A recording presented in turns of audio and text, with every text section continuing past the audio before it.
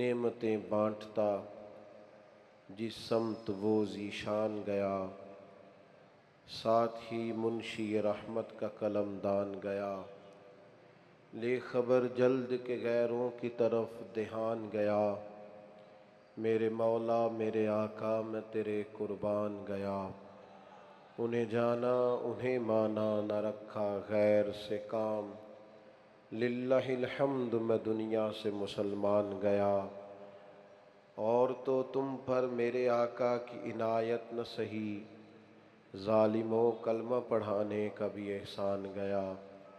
عزیز دوستو، اللہ تبارک و تعالیٰ نے امت مسلمہ پر، عالم انسانیت پر اپنی رحمت کاملہ کا نزول کیا اور ہمیں رسول پاک علیہ السلام عطا فرمائے۔ سخا بن کر، عطا بن کر، کرم بن کر، وفا بن کر، خدا کا نور اترا لامکاں سے مصطفیٰ بن کر۔ نبی پاک علیہ السلام کی تشریف آوری ہوئی، کرم نوازی فرمائی، اور اللہ تعالیٰ نے فرمایا کہ یا ایہا النبی انا ارسلناک شاہدا و مبشرا و نذیرا، اے نبی کریم علیہ السلام، ہم نے آپ کو خوشخبری دینے والا، ڈر سنانے والا، گواہ بنا کر بھیجا ہے۔ محبوب کو شانیں دی ہیں، محبوب گواہ ہیں تمہارے اعمال پر، محبوب تمہیں دیکھتے ہیں، محبوب تمہیں خوشخبریاں سناتے ہیں، محبوب تمہیں ڈر سناتے ہیں۔ میں نے اپنے محبوب کو عظیم شانیں دے کر بھیجا ہے، اب تم نے کرنا یہ ہے کہ لِتُؤْمِنُوا بِاللَّهِ وَرَسُولِهِ، اے لوگو اللہ پر بھی ایمان لاؤ اور اللہ کے رسول پر بھی ایمان لاؤ، وَتُوَزِّرُوهُ وَتُوَقِّرُوهُ، پھر صبح و شام پھر نبی پاک کی تعظیم اور توقیر کرو، تم حد درجہ تعظیم کرو میرے نبی پاک علیہ السلام کی، وَتُسَبِّحُوهُ بُكْرَةً وَأَصِيلًا، اور پھر صبح و شام اللہ کی پاکی بیان کرو۔ عزیز دوستو، ہمارے پاس بہت سارے اللہ کے انعامات ہیں، لیکن ہمارے پاس رب کا سب سے بڑا انعام یہ ہے کہ اللہ نے نبی پاک علیہ السلام کے صدقے ہمیں دولت ایمان عطا فرمائی۔ یہ جو ہدایت کا نور ہوتا ہے، یہ تعلیم کے ذریعے بھی نہیں ملتا۔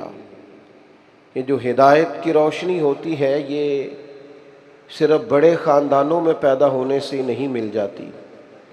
یہ جو ہدایت، شعور، کرم اللہ کا ہوتا ہے، یہ فقط بڑی دنیاوی ڈگریاں رکھنے سے ہی انسان کو میسر نہیں آتی، یا بہت زیادہ کوئی دولت مند ہو تو پھر ہی اسے نہیں ملتی۔ آپ دنیا میں گھوم کے دیکھ لیں، ڈھیر سارا مال ہے لوگوں کے پاس، اور بہت بڑی بڑی ڈگریاں رکھتے ہیں، پی ایچ ڈی تک کے لوگ اپنے پاس اعزازات رکھتے ہیں، اور بڑے گھروں میں رہتے ہیں، اور کئی کئی ممالک کے اندر بزنس کرتے ہیں، لیکن اتنا بڑا گمراہی کا پردہ آنکھوں میں پڑا ہوا ہے کہ وہ بندہ جو پی ایچ ڈی اسکالر ہے، جو اتنے سارے ممالک میں کاروبار کرتا ہے، جو اپنے آپ کو بہت عقل مند جانتا ہے، مختلف حکومتوں کے ساتھ بیٹھ کر وہ گفتگو کرتا ہے، لیکن جب وہ اپنی روحانی تسکین کے لیے جھکتا ہے تو اپنے ہاتھوں کے بنائے ہوئے بت کے سامنے جھک جاتا ہے۔ آپ اندازہ کریں کہ معاذ اللہ اتنا بڑا تعارف رکھنے کے باوجود بت کے سامنے کھڑا ہے۔ میں اور آپ کتنے خوش قسمت ہیں کہ اللہ تبارک و تعالیٰ نے بغیر محنت کے ہمیں یہ اعزاز دیا ہے۔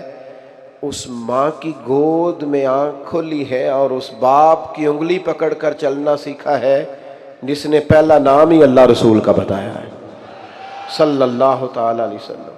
ہدایت اور ایمان جو سینے میں موجود ہے، وہ ایمان کی طاقت، جیسے ہی گناہ ہوتا ہے تو ہمارا دل کھٹکتا ہے، اور غلطی کر جانے کے بعد جب طبیعت تڑپتی ہے اور بے چینی ہوتی ہے، پھر تو سمجھ لے کہ تیرے اندر ایک مومن بیٹھا ہے جو بار بار تجھے آواز دیتا ہے کہ یار تو ٹھیک نہیں ہے، تجھے ٹھیک ہو جانا چاہیے۔ وہ جو کسی غریب کی بات سن کے آنکھوں میں آنسو آ جاتے ہیں نا، اور وہ کسی بے بس اور بے کس اور مجبور کی بات سن کے دل نرم ہو جاتا ہے نا، تو یہ تیرے سینے میں ایک مومن بیٹھا ہے جو تیری طبیعت کو اس کے حق میں نرم کر دیتا ہے۔ یہ جو کلین شیف اور پینٹ شرٹ والا نوجوان بھی حضور کی نعت سن کے مدینے کی یاد میں رونے لگتا ہے نا، تو غلطیاں اپنی جگہ پہ، کمزوریاں اپنی جگہ پر یہ جو اندر تڑپ ہے اور یہ جو اندر درد ہے اور یہ جو اندر کیف ہے، یہ اندر ایک مومن بیٹھا ہے۔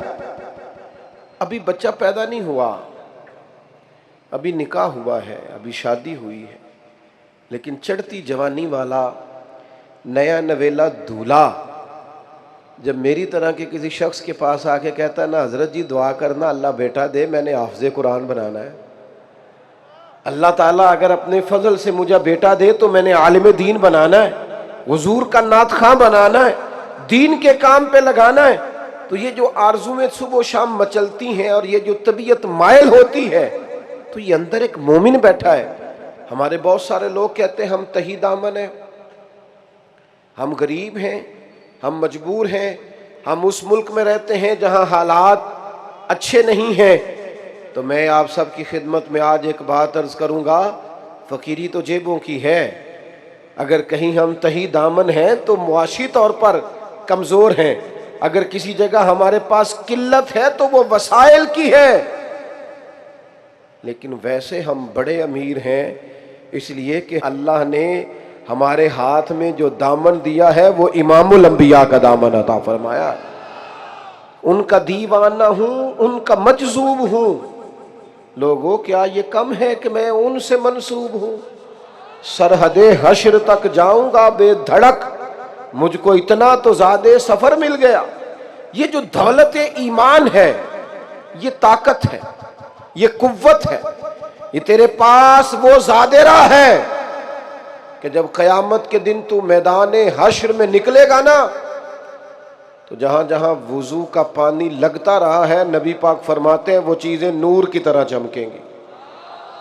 یہ جو تیرے پاس دولت ایمان ہے، یہ میلاد شریف کی رات اپنے آپ کو طاقتور جانو، خوش قسمت جانو، کچھ سجدے صرف اس لیے کر ڈالو کہ ہم رسول پاک کے غلام ہیں۔ کبھی اپنے اوپر غور تو کر، تیرا اعزاز کتنا ہے؟ نبی پاک کعبے کے سامنے کھڑے تھے، خانہ کعبہ کے سامنے حضور کھڑے، اور نبی پاک بیت اللہ شریف کو دیکھ کر، خانہ کعبہ کو دیکھ کر فرماتے ہیں او کعبے تیری بڑی شان ہے، پر جو میرا کلمہ پڑھنے والا مومن ہے نا، اس کی شان رب کی نظر میں کعبے سے بھی زیادہ ہے۔ اللہ کی بارگاہ میں مومن کا مقام۔ اقبال کہتے ہیں عجب نہیں کہ خدا تک تیری رسائی ہو، تیری نظر سے تو پوشیدہ ہے آدمی کا مقام۔ تو نے جانا ہی نہیں کہ کلمہ پڑھ کے تو بن کا گیا ہے، تو نے سمجھا ہی نہیں کہ کلمہ پڑھ کے تو بن کا گیا ہے، تجھے پتہ ہی نہیں کہ حضور کی غلامی نے تجھے اعزاز کیا دیا ہے۔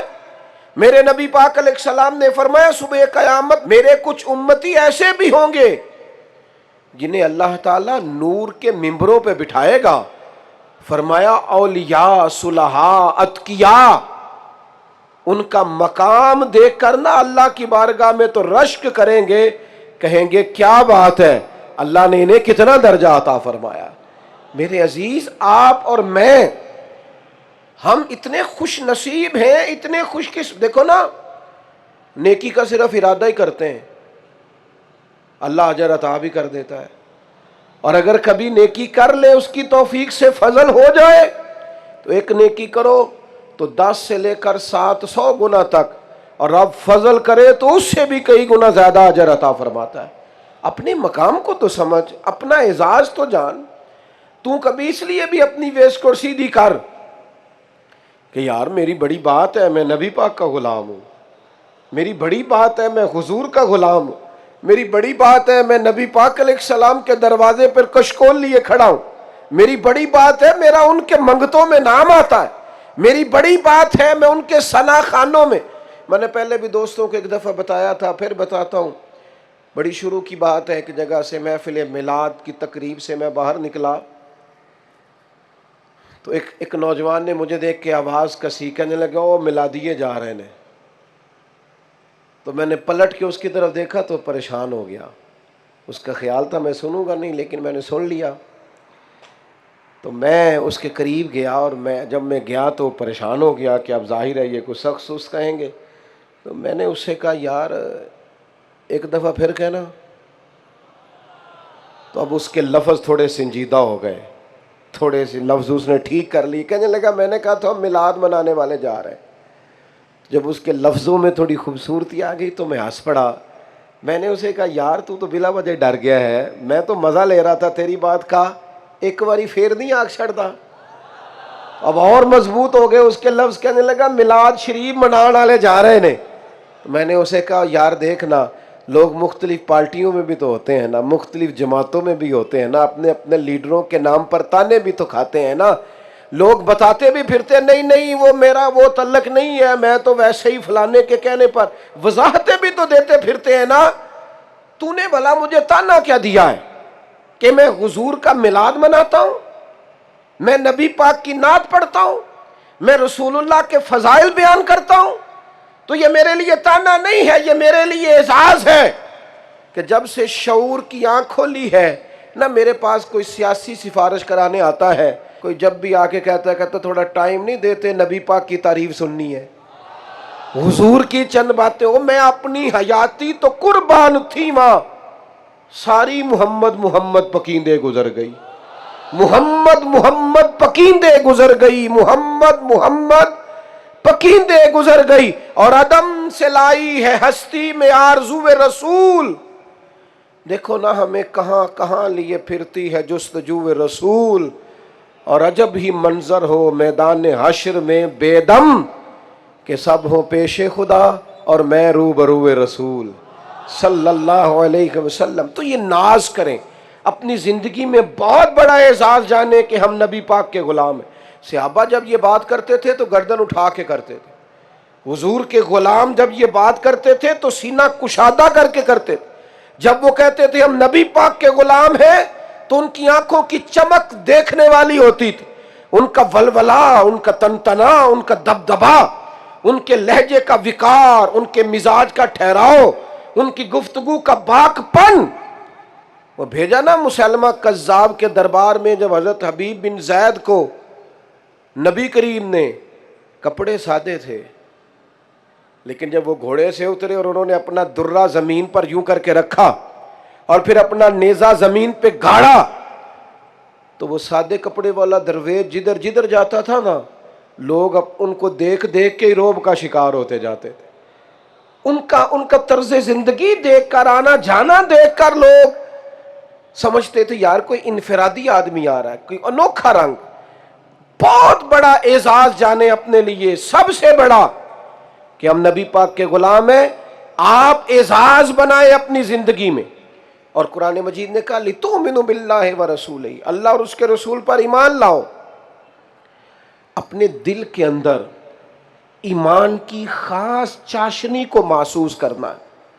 ہم مسلمان ہیں. مسلمان ایک نظریاتی قوم کو کہتے ہیں جو عقیدہ توحید کی ماننے والی، جو سوائے رب کے کسی سے نہیں ڈرتی، جن کے پاس کامل دستور حیات نبی پاک کے اسوہ حسنہ کی صورت میں موجود. مومن اس انشراح صدر والے شخص کو کہتے ہیں جس کا سینہ ہر قسم کے وہم سے پاک ہوتا ہے، ہر قسم کے توہمات سے پاک ہوتا ہے، ہر قسم کے خدشات سے پاک ہوتا ہے، ہر قسم کے تکلفات سے پاک ہوتا ہے. مومن اپنے ایمان کے سبب سے اپنے دل میں ایک عجیب سی ٹھنڈک اور اطمینان محسوس کرتا ہے. وہ قرار میں، سکون میں، اور دیکھنے والے کو محسوس ہوتا ہے کہ بڑا ٹھہراؤ آیا ہے اس بندے کی زندگی میں. ایک تو حدیث پاک وہ ہے نا کہ حضور نے فرمایا تم میں سے کوئی اتنی دیر تک مومن نہیں ہو سکتا جب تک میں اسے ہر چیز سے بڑھ کر محبوب نہ ہو جاؤں. اور ایک حدیث پاک یہ بھی ہے، اس کو بھی آپ نے ضرور ذہن میں رکھنا ہے. حضور علیہ الصلوۃ والسلام نے فرمایا تم میں سے کوئی آدمی اس وقت تک بھی کامل مومن نہیں ہو سکتا جب تک اس کی نفسانی خواہشات اس دین کے تابع نہ ہو جائیں جو دین میں لے کے آیا ہوں. اس کی نفسانی، اس کی خواہش ہی وہ ہو جو اس کے نبی کی چاہت ہے، تمہاری خواہش ہی وہ بنے جو رسول پاک نے چاہا ہے۔ اپنی خواہشات کو حضور کا غلام بنا ڈالو۔ نبی کریم علیہ السلام نے فرمایا تمہاری طبیعت، ہمارے علماء اس حدیث کے تحت فرماتے ہیں کہ تمہارا مزاج اس طرح کا ہونا چاہیے کہ تمہیں جس طرح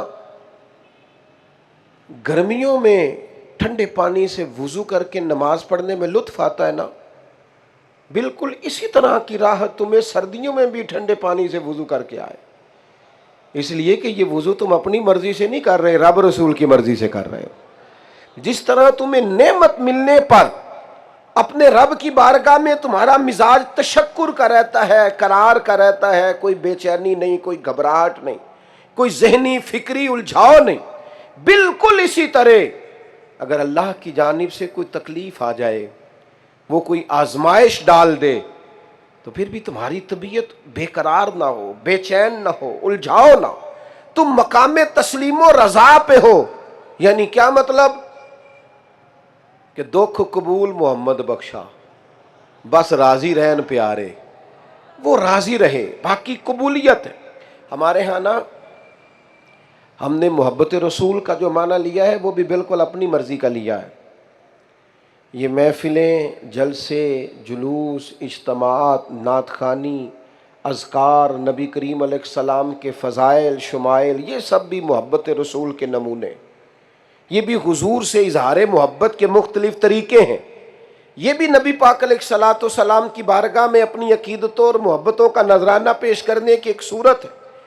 لیکن حضور علیہ الصلوۃ والسلام جو عملی پیغام لے کے آئے ہیں، جو حضور علیہ الصلوۃ والسلام کا ہم سے مطالبہ ہے، اور جس طرح کا کریم رسول اپنے غلام کو دیکھنا چاہتے ہیں، جس طرح کا اپنی امت کو سجانا، سنوارنا اور نکھارنا چاہتے ہیں، وہ صورت ہماری جب تک بن نہیں جاتی، گویا ہم غلام اپنے آقا کے معیار پر جب تک پہنچ نہیں جاتے، اتنی دیر تک نذرانہ عقیدت مکمل نہیں ہوتا۔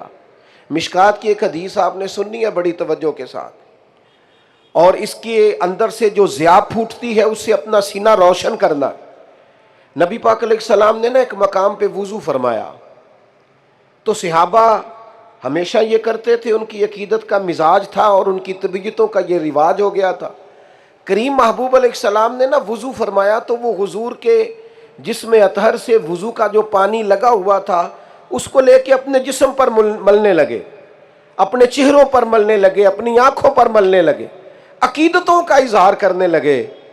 اب وہ منظر حضور کے چونکہ سامنے ہو رہا تھا، نبی پاک علیہ الصلوۃ والسلام نے ان کی ان محبت کو، قلبی کیفیت کو اور اس اندازے غلامانہ کو دیکھا تو حضور فرمانے لگے کس چیز نے تمہیں مجبور کیا اس چیز پر؟ یہ جو تم میرے وجود سے لگے ہوئے وضو کے بچے ہوئے پانی کے قطرے لے کر اپنے جسموں پر مل رہے ہو اور اظہار محبت کر رہے ہو، کس چیز نے تمہیں اس طرف مائل کیا؟ تو صحابہ عرض کرنے لگے یا رسول اللہ صلی اللہ تعالی علیہ وسلم، آپ کی محبت نے ہمیں مائل کیا ہے، آپ کی محبت نے ہمارا ذوق بنایا ہے کہ آپ کے وجود نور سے جو پانی لگا ہے وہ بڑا قیمتی ہے، بڑا متبرک ہے، تو ہم اسے حاصل کرنا چاہتے ہیں اصول برکت کے لیے۔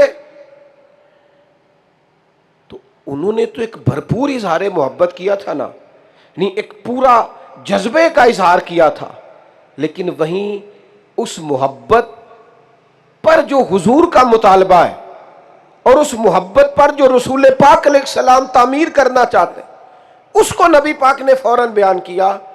حضور فرمانے لگے تم میں سے جو چاہتا ہے رب رسول سے محبت کرے، اور تم میں سے جو چاہتا ہے کہ اللہ رسول بھی اس سے محبت کرے، تو وہ تین کام کرے۔ کہا یا رسول اللہ صلی اللہ علیہ وسلم کون کون سے؟ تو دوستو آج کی اس محفل سے یہ پیغام آپ نے ضرور لے کے جانا ہے۔ حضور فرمانے لگے تم تو میرے وجود سے، جسم نور سے لگا ہوا پانی لے کر جسموں پہ مل رہے، یہ اظہار محبت ہے، لیکن گر تم چاہتے ہو کہ تم اللہ رسول سے محبت کرو یا اللہ رسول تم سے محبت کرے، تین کام کرو یا رسول اللہ فرمائیے۔ تو کریم فرمانے لگے ایک تو جب بھی بات کرو سچ بولو، اور ایک جب تمہارے پاس امانت رکھی جائے تو صحیح صحیح کر کے واپس کرو، اور تیسرا حضور فرمانے لگے جو تمہارے ساتھ والے ہیں یا جو تمہارے پڑوسی ہیں ان سے اچھا سلوک کرو، یہ علامت ہوگی تمہاری کہ تم اللہ رسول سے محبت کرتے ہو اور اللہ رسول تم سے محبت کرتے ہیں۔ یہ مشکات میں موجود، یعنی ہم تو اظہار محبت کر رہے ہیں اپنے انداز میں، لیکن جو مطالبہ نبی پاک کا ہم سے ہے نا کہ اگر تم محبت کرتے ہو تو پھر حضور سے محبت کرنے والا جھوٹا نہیں ہوتا، پھر حضور سے محبت کرنے والا بددیانت نہیں ہوتا، پھر نبی پاک سے محبت کرے اور اپنے پڑوسی کو تکلیف دے، پھر حضور سے محبت کرے اور اس کے ساتھ رہنے والے اس سے تنگ ہو، وہ حضور سے محبت کرے اور اس کے ارد گرد والے اس سے پریشان ہو، اس کی گفتگو، اس کا لہجہ، اس کا آنا جانا لوگوں کے لیے اذیت کا باعث ہو۔ آج جھوٹ سارا نکال جانا اپنی زندگی سے، بددیانتی اور خیانت نکال دینا اپنی زندگی سے، وہ جو ایذا پہنچتی ہے ہمارے سبب سے دوسروں کو، اس سے اپنے آپ کو روک لینا، اس لیے کہ رسول پاک نے فرمایا تمہاری محبت کا عملی تقاضا یہ ہے کہ تم سچ بولو، تم دیانت دار رہو، تمہارا مزاج تکلیف والا نہ ہو، محبت والا ہو۔ عزیز دوستو، آپ نے اپنی زندگی میں اس عملی مظاہرے کی طرف توجہ کرنی۔ اور پھر میں آپ سے عرض کروں، ایک تو یہ ہے نا کہ ہم حضور کا حکم مانیں، اور علماء نے لکھا ہے تعظیم و توقیر کے اندر ایک معنی یہ بھی ہے کہ محبوب کا ہر فرمان بھی مانو اور حضور کی رضا کو سمجھو کہ کریم کی مرضی کیا ہے، مرضی کیا ہے۔ پتہ ہے آپ کو سب سے قیمتی بیٹا کون سا ہوتا ہے؟ جو اپنے والدین کی مرضی سمجھ جائے، مرضی۔ وہ سب سے قیمتی شاگرد کون سا ہوتا ہے؟ جو ذرا اپنے استاذ کی مرضی سمجھ جائے۔ ایک دانشور نے لکھا ہے کہ بچہ اگر ماں باپ کی مرضی سمجھ جائے نا تو پھر جتنی چاہے دعائیں لے، پھر فیصلے بچے کے ہی ہوں گے پر اس کا حکم والدین دیں گے، وہ نافذ والدین کریں گے اگر وہ مرضی پا گیا تو، اور اگر وہ استاذ کی مرضی پا گیا، ان کی مرضی کے مطابق ڈھل گیا تو پھر اسے استاد سے کہنا نہیں پڑے گا مجھے سبق پڑھاؤ، استاد کا دل کرے گا کہ میرے سینے میں جو کچھ ہے میں اس کے سینے میں رکھ دوں۔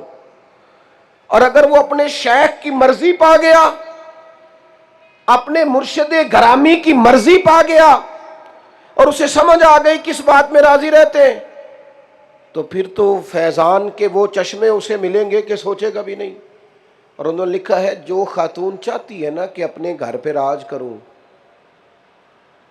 تو وہ کوئی اور طریقہ نہ اختیار کرے، وہ یہ دیکھے کہ اس کا خامد کس بات میں راضی رہتا ہے۔ وہ اگر اسے راضی رکھنے میں کامیاب ہے تو اپنے گھر پہ راج کرے گی۔ جڑیاں خسماں دی وچ رضا وسن پاک جاگ جاندے ہو نہ گولیاں دے۔ اگر وہ سمجھ جائے جو انسان چاہتا ہے بلا مثال و بلا تشبیہ کہ دنیا اور آخرت میں وہ راحت کے ساتھ جیے، اوزار پکڑے، کدال پکڑا، وہ اونچا مکان گرا دیا، لوگوں نے پوچھا یہ کیا کر رہے ہو؟ کہنے لگے اس گھر کا کیا کرنا ہے جو محبوب کو ہی پسند نہ آئے، کیا کرنا ان مکانات کا جو حضور کو ہی پسند نہ آئے، گرا دیا۔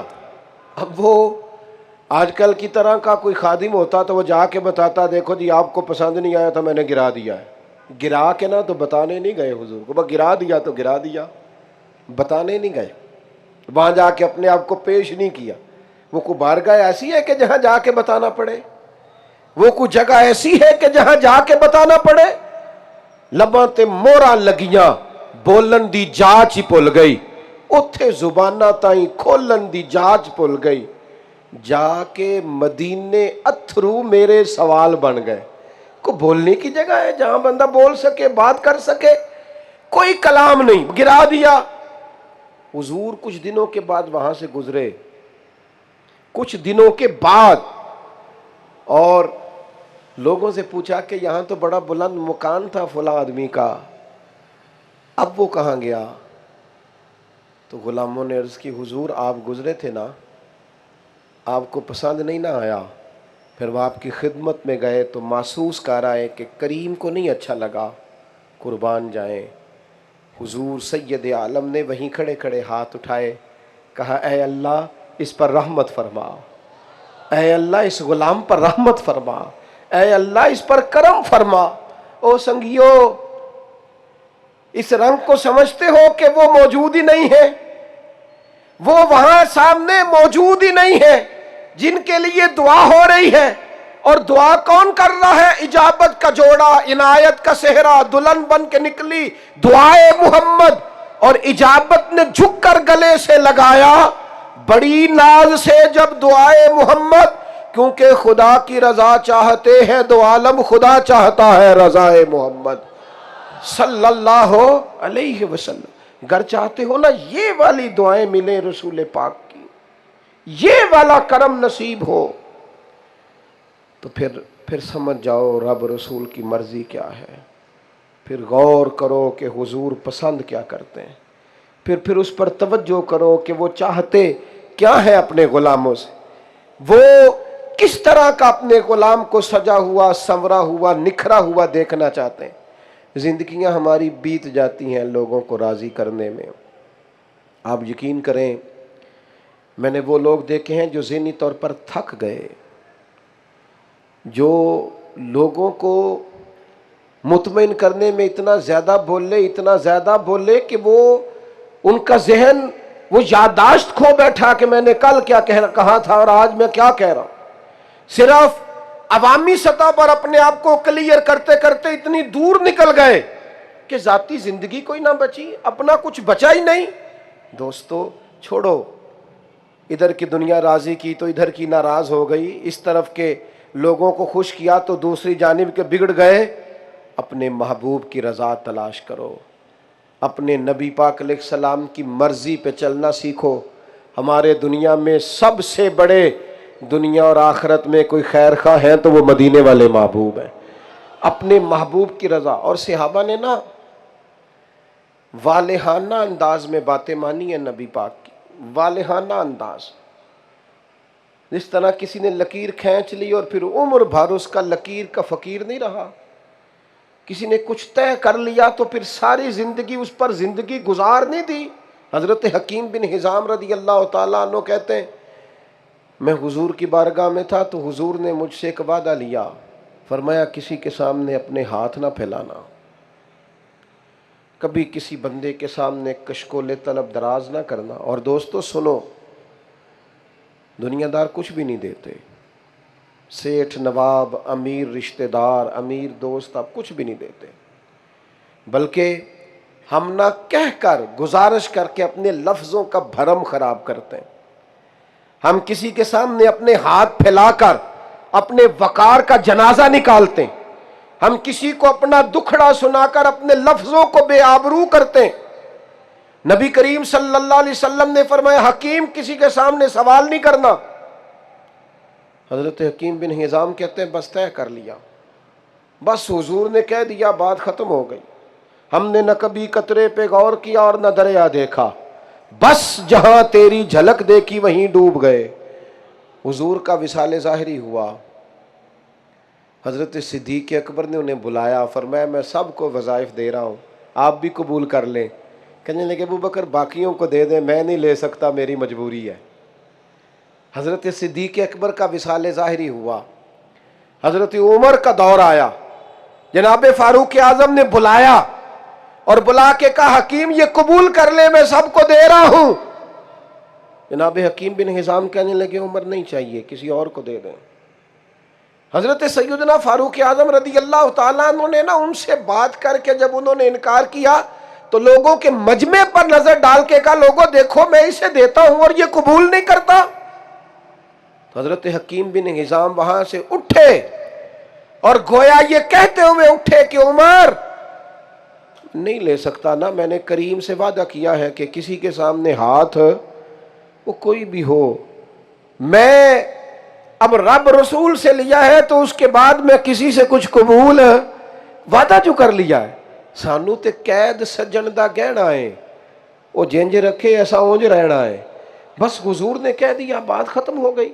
صحابہ نے نا ان چیزوں پر پورا ڈیرا ڈال کے رکھا جو انہیں حضور نے کہی تھی. انہوں نے پوری خوبصورتی کے ساتھ وہاں پڑاؤ ڈالا. انہوں نے کہا ہمارے لیے عرف آخر ہے ہمارے نبی پاک کی بات. حضور پر ایمان لائے، تعظیم و توقیر کی، اور اس طرح کی غلامی کی کہ پوری طرح حضور کی غلامی میں محو ہو گئے. میں اور آپ دو کشتیوں کے مسافر ہیں. ہم جدت بھی ساری اوڑھنا چاہتے ہیں، ہم جو نیا رواج آتا ہے وہ اختیار بھی سارا کرنا چاہتے ہیں.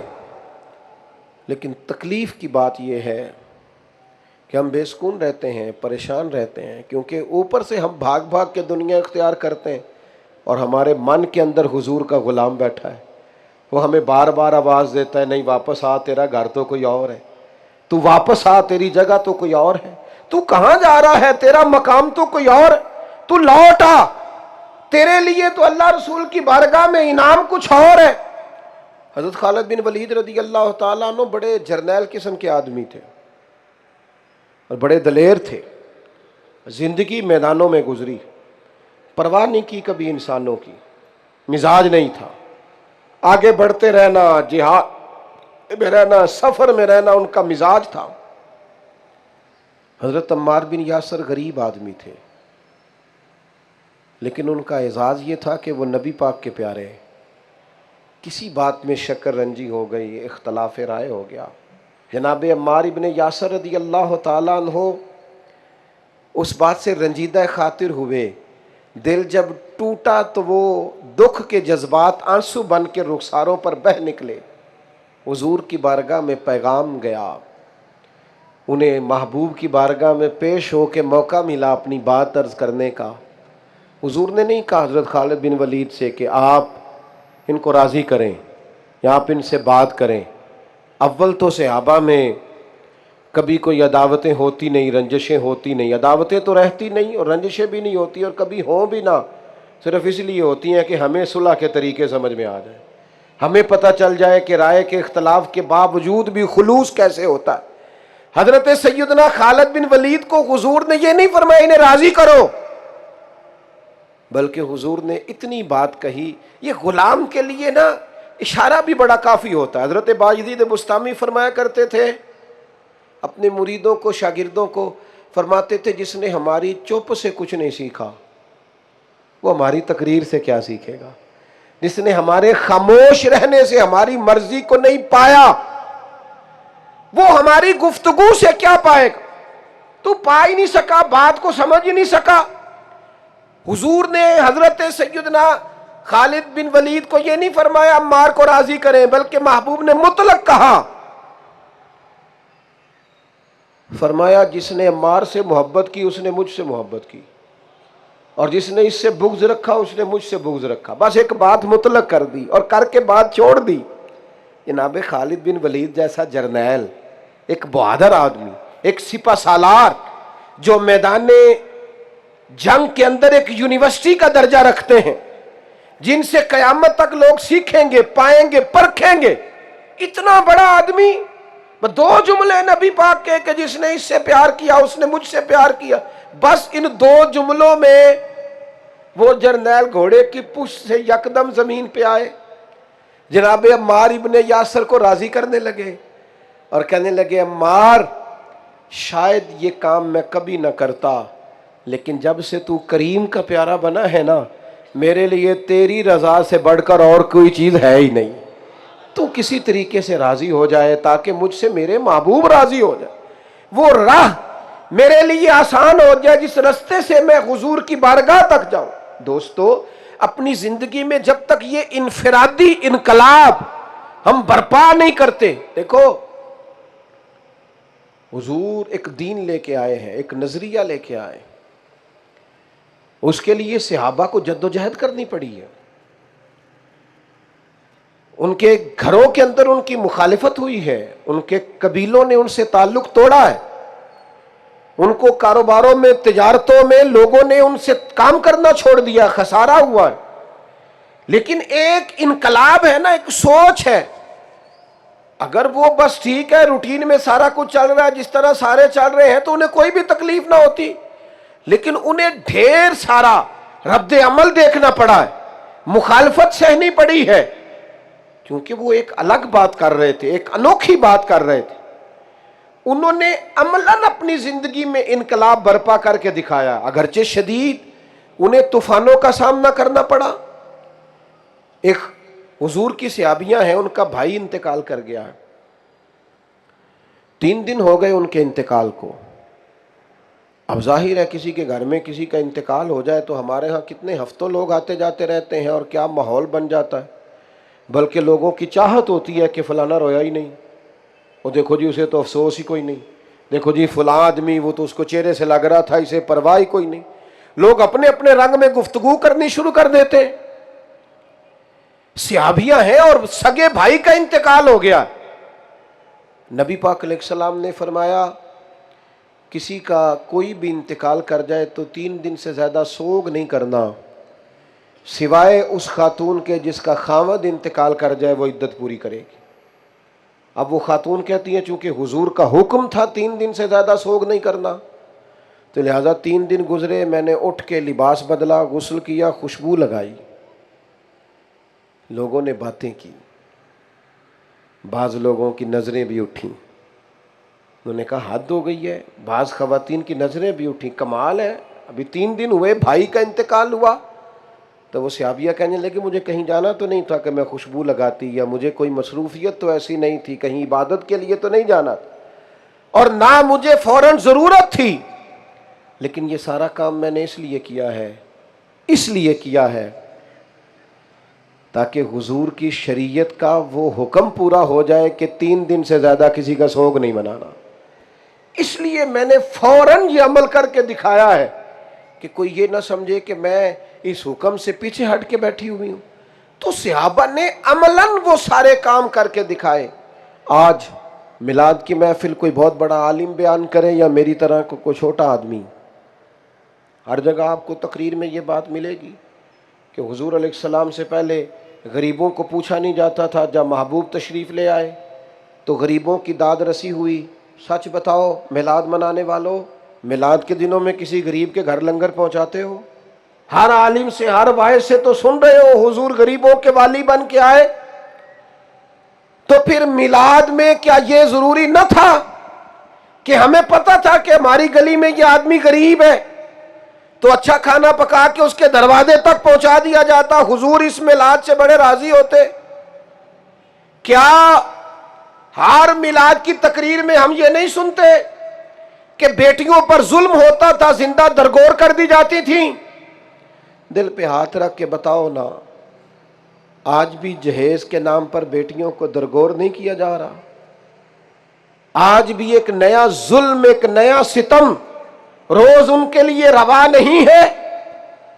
सबसे ज्यादा बेहतरीन मिलाद उस अमीर आदमी ने मनाया है जिसने अपने बेटे का रिश्ता अपने गरीब रिश्तेदारों में तय कर दिया और अमीर होकर गरीब बेटी को ब्याह के लाया। उसने सबसे अजीम मिलाद मनाया। हम क्यों नहीं इस तरह मिलाद मनाते कि बेटी का जितना भी हिस्सा बनता है उसे इसलिए दे दें कि रसूल पाक ने मुकर्रर फरमाया, अल्लाह के कुरान ने मुकर्रर फरमाया। हुजूर के मिलाद से कबल ये जहालत थी, अब थोड़ी होनी चाहिए कि बेटियों का हिस्सा दबा लिया जाए। ये मिलाद क्यों नहीं मनाते? औरत को पैर की जूती समझा जाता था, जब जी चाहता निकाल दिया जाता। मेरे महबूब ने औरत को एजाज़ दिया और फरमाया ये तो तेरे ईमान के महफूज होने का जरिया बनी है। जिसने निकाह कर लिया ईमान महफूज कर लिया, उसको महबूब ने एजाज़ दिया। और हुजूर ने बार बार ताकीद की कि औरतों के बारे में अल्लाह से डरना।